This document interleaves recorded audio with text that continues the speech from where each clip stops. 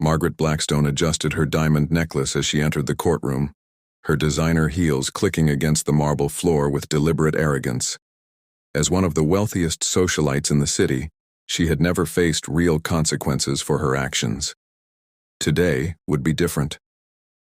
The case involved Maria Santos, a hard-working housekeeper who had served the Blackstone family faithfully for 15 years. When Maria's daughter needed emergency surgery, she had asked Margaret for an advance on her salary.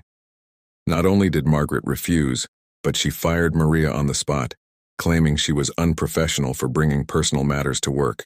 What Margaret didn't know was that Maria had been secretly recording their conversations on her phone, documenting years of verbal abuse and illegal working conditions.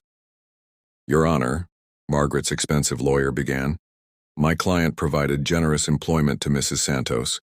Any claims of mistreatment are simply fabricated." Margaret smirked, rolling her eyes as Maria's public defender presented evidence. She whispered to her lawyer, "This is ridiculous. She's just a maid." Judge Harrison, a respected jurist known for his fairness, listened carefully to both sides.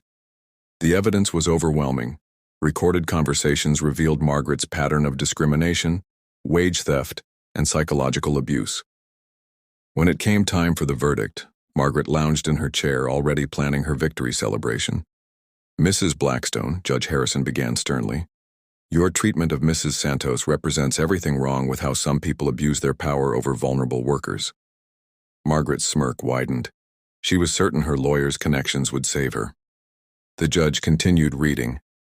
"Therefore, this court awards Mrs. Santos $2.3 million in damages for emotional distress, wage theft, and discrimination. Additionally, Mrs. Blackstone will serve 200 hours of community service at a homeless shelter."